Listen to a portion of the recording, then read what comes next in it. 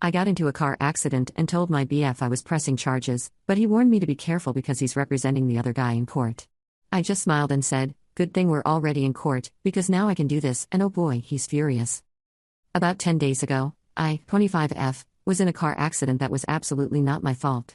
My car was parked outside a friend's place while I waited for her, scrolling on my phone, when suddenly another car rammed into mine from behind. The impact was terrible, and it ended up aggravating an old injury from 5 years ago when I'd fallen off a ladder, causing a torn ligament in my neck. I've been in pain ever since, wearing a cervical collar and dealing with the damage to my car. I couldn't get out to confront the driver, but my friend heard the crash, rushed outside, and called 911. When emergency responders arrived, they took us to the hospital, where I ended up with a steep medical bill and ongoing pain, while the other driver, who I'll call Chris, walked away fine. Since my car was parked and the street was wide open, there was no reason for him to crash into me, which made me certain he was under the influence. My suspicions were confirmed when he visited me in the hospital reeking of alcohol, despite his poor attempt to mask it with a mix of cologne and sanitizer. Given the circumstances, I decided to press charges.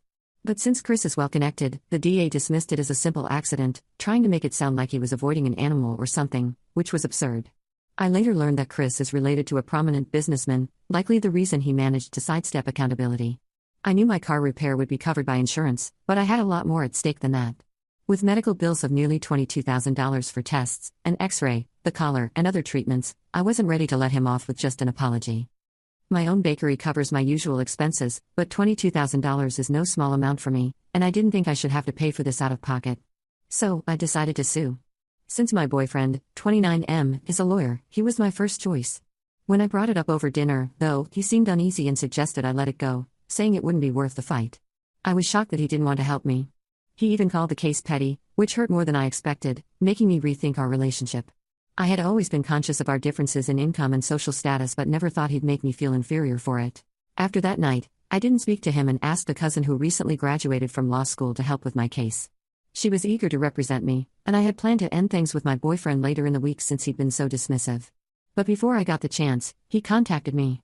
Chris had hired him as his attorney, and my boyfriend called to warn me that he was representing Chris and said I should be careful since my case would need to be solid. He even suggested settling out of court, saying I'd likely lose if I went forward. It felt like he was trying to intimidate me into giving up. Frustrated and hurt, I told him, "Good thing we're already in court because now I can just break up with you officially." I hung up, but still feeling unsettled, I reached out to his sister. She's been a close friend of mine since college, and we met at her house for Thanksgiving a few years ago, which is where I first met my boyfriend. I told her everything, about Chris, the accident, and her brother's response. She was shocked and upset, knowing her family has always supported causes against drunk driving and social justice. My boyfriend, on the other hand, has always seemed more focused on his career than on principles, something that now made me question his character. His family, especially his father, has been increasingly at odds with him, and his sister assured me she'd address it. She couldn't guarantee that he'd drop the case, but she promised he'd know how hurtful he'd been. She's as frustrated with him as I am, and after hearing everything, she feels her brother's recent choices are leading him down a path she doesn't support. She thanked me for confiding in her and even encouraged me to end things with him, saying he'd let ambition and greed cloud his priorities. It was pretty clear she was pleased to hear I'd already broken up with him, an indicator of how strained his relationship with his family had become. They'd always held strong ethical values, and his sister often voiced frustration over the morally dubious cases he'd take on for big paychecks. I tried to steer clear of that topic, as I didn't think it was my place to criticize his professional choices. He never commented on my work, and I respected that boundary. But this time, his actions affected me directly, and the way he dismissed me was enough to make me speak up. About half an hour after my call with his sister, my ex began bombarding me with calls. I ignored him at first, but when I finally picked up, he immediately launched into apologies, claiming his previous comments had been jokes. I calmly told him there was no going back after how he treated me, and I also mentioned that his family was now aware of the situation, he could expect a call from them soon. He became hostile, saying I'd overstepped by involving his family, adding that they'd already been pressuring him to choose better clients, and now I'd only made things worse. He was furious, glad to be rid of me, and threatened to come at me harder in court to make sure I got nothing. I ended the call, blocked him, but still felt unsettled. We're due to meet in small claims court, and while it's not a big case, I'm seeking $5,000 to cover medical expenses. With my neck injury requiring further treatment, I'm confident that I deserve at least that amount. Still, I'm anxious, he's a skilled lawyer who rarely loses. Maybe involving his family was crossing a line. He's an adult capable of his own choices, and now I wonder if I made things messier than they needed to be. I'm considering cutting my losses and apologizing, though I doubt it'll change anything. Ida for breaking up with him and telling his family about the case? Update 1. After taking some time and advice from friends, family, and comments here, I've decided not to apologize. I've replayed everything in my mind, and I realize I was right to confront him. If he felt any guilt over his actions, his response would have been different. So, I'm trusting in myself and my cousin, who's helping with the case, to see this through. Interestingly, I found out through his sister that Chris, the guy who hit me, was actually a high school friend of my ex's. That explains why he seemed so familiar with the situation. His sister described Chris as an entitled brat who's still partying through life, not holding down a steady job, and known for his drinking habits. It's infuriating to think someone like him is able to avoid consequences because of his family's wealth, while I'm left dealing with hospital bills and a collar around my neck. When his dad learned about the case, it led to a massive confrontation. My ex was given a choice: back out of representing Chris or face being cut off by his family. He chose to stick with Chris, going so far as to cut ties with his family over the payout he was set to earn. That choice showed me where his priorities lie, and I'm relieved I'm no longer with him. With the court date tomorrow, I'm anxious, but knowing I've been truthful gives me confidence. The overwhelming support here has been reassuring, and I hope the judge sees it that way too. Update 2. The night before the hearing, my ex messaged me from another number, saying there's still time to settle, and Chris was willing to pay me $2,000 plus a little more. But I don't plan to back down. I want Chris to be held accountable, and $5,000 is fair for the medical bills and therapy I'll need to recover from this. It's baffling that Chris would try to shortchange me, given his wealth. At this point, though, his desperation to settle feels like a last-ditch attempt to get me to drop the case because he knows he could lose. I blocked the number and am trying to rest, but knowing he's scrambling to reach me makes me feel like I'm one step ahead.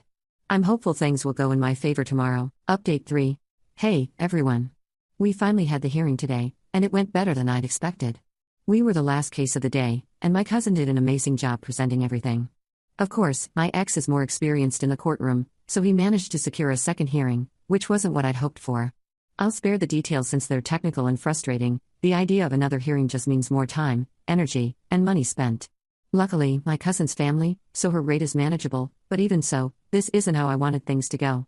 Yes, sticking to your principles is admirable, but right now, it feels exhausting.